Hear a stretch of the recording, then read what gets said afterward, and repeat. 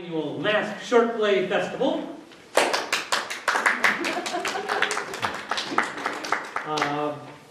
For any of you that are new, we're going to do this in what we call a semi-produced style. That is to say that as of like this morning, the actors and directors got to see the scripts for the first time.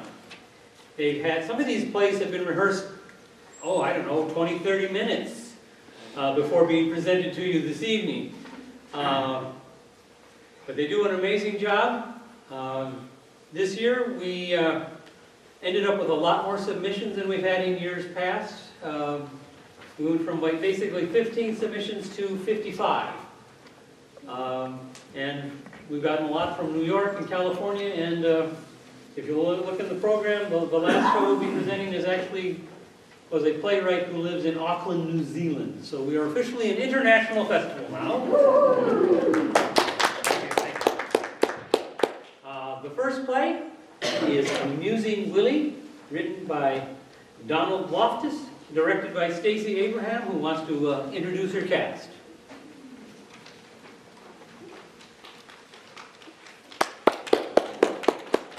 So we have 4 people in the cast for this one. First one we have Willie. This is Ross Holmberg. Calliope, Paula Nemes. Thalia, sorry, I did it wrong. Snyder, and Erato is Maureen Keimig.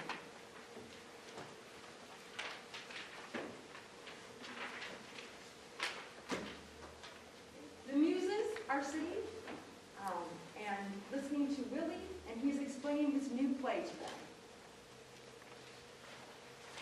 And then she wakes up. What? She wakes up? Oh, did not see that coming. Shashato. Well, pardon me. And what exactly does he do? Well, how do you mean? I mean, what is his reaction to her sudden resurrection from the dead? Well, Calliope, he's thrilled, of course. He's thrilled. Well, yes, naturally, he's thrilled to see that she is, in fact, not dead. Naturally. And then? Oh, naturally, and then they have this huge wedding, and all of the family members who, at this point, were all feuding, are now getting along famously, and everything is really good, and everyone is finally happy at last. The end. The end? What? Oh, you're having a go with us, ain't you? No, that cannot be the end. No, I am not having a go, as you have so cleverly put it, and yes, it is absolutely the end. What's wrong with it? No, you're right. It is the end. It is the end of your playwriting career. Why? Why are you saying that? Because it is the truth. Truth, sure, you're also native. No one wants to see these characters happy and content. Not after what you put us through for the last 3 hours. And by the way, the prologue promised the play would only occupy 2-hour traffic of our stage. So we're already kind of angry. We have sat there through 5 acts and 23 scenes. Something better happened. Something does happen. It can't always be murder, revenge, treachery, sadness, and moral corruption. All those things are all terrific, but in this case, they all live happily ever after. The critics will crucify you. Okay, Calliope, ladies, why don't you all just go ahead and tell me how I should write my own play? No. No, really. Just cut to the chase. No, it is your play, Willie. That's right, we've no right to rewrite it. But if we should be able to offer suggestions. Well, okay then. It is entirely up to you whether or not you take them and put them to good use. But if you don't want to hear ideas... Oh, out with it then. You're all supposed to be my muses. Well, amuse me. Okay, give us a minute. Erato, why aren't you joining the huddle? I don't do plot development, I'm only in to add the color. Okay, here it is. In the final scene, you have him go into an insane, violent rage as he breaks into her family tomb. Breaks into the tomb? Why would he do that? To see her one last time. Because he loved like crazy. But then his rival, what's his name? Paris. Wait, can we pause and reflect here for a moment? Now what? It's these names you've chosen. What of it? It's just that naming all your male roles after major cities, well, it just isn't working for me. Rome, Paris, Constantinople. I have to agree. It's taking me out of the play every time I hear one of these. I thought it was kind of fun. It's not. Okay, but Paris has to stay. I promised a buddy of mine named Paris that I'd use his name in my next play. Fine. But let's change Constantinople to Tybalt. And Rome to Romanov. How about Romeo? Oh, Romeo, I like that. Okay, so now Romeo goes to the tomb and what were you saying about his rival? Oh, right. Then his rival, Paris, thinks he has come to mess around with the bodies. You know, like desecrate them in some way. Just to be a punk. And not just his girlfriend's body, but all of her dead aunties and uncles too are all lying about. So Paris jumps Romano, but Romano has a knife. So he stabs Paris and kills him. Then Romeo sees her and he is dazzled by her beauty, even though she is clearly, or forever, or so he thinks, dead as a doorknob.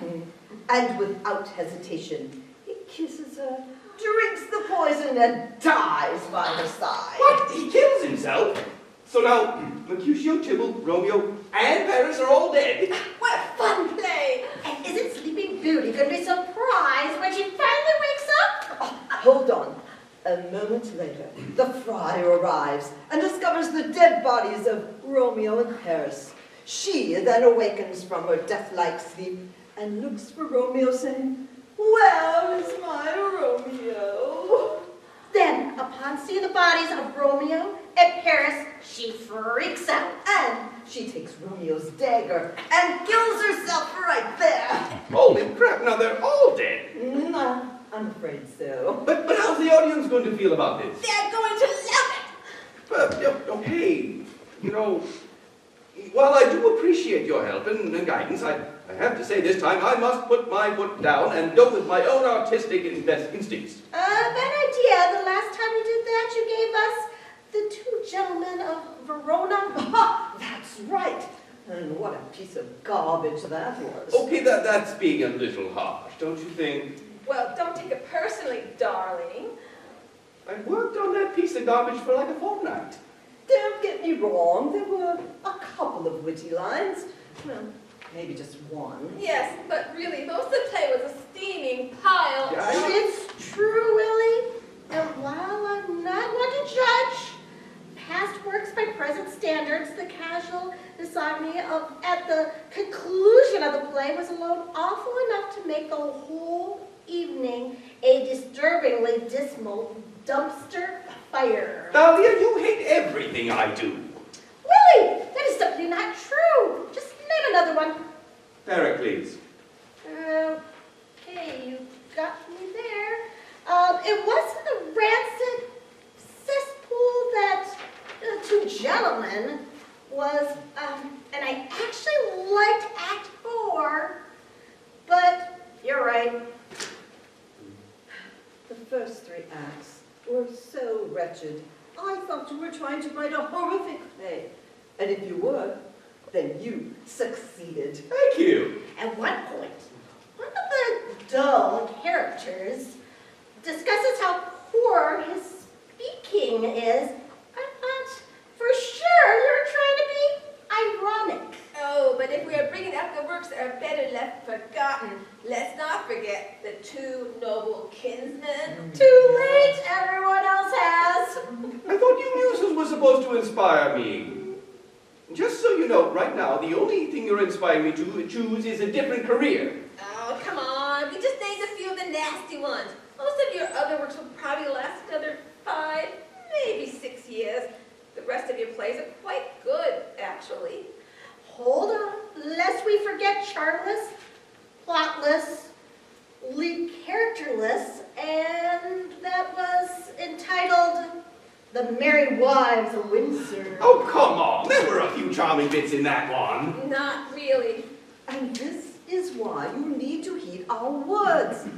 We're here to help.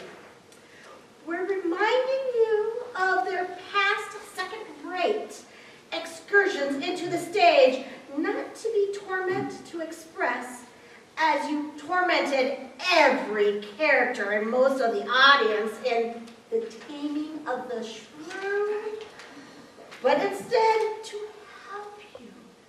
Remember when you were working on The Winter's Tale?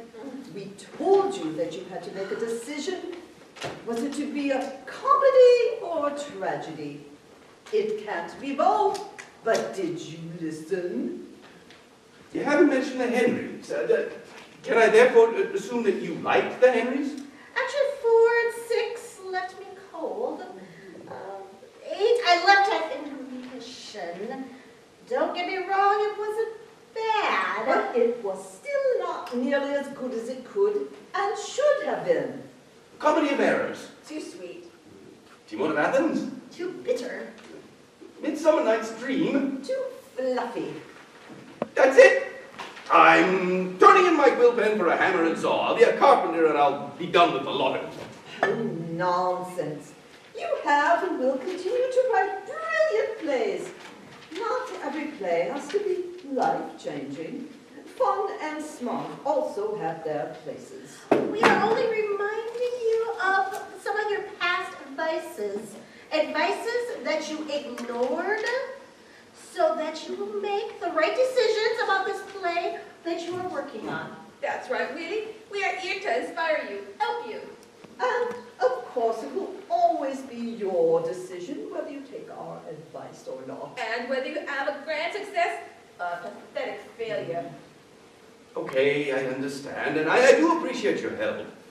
And, Willie, there was just one more thing about this current project.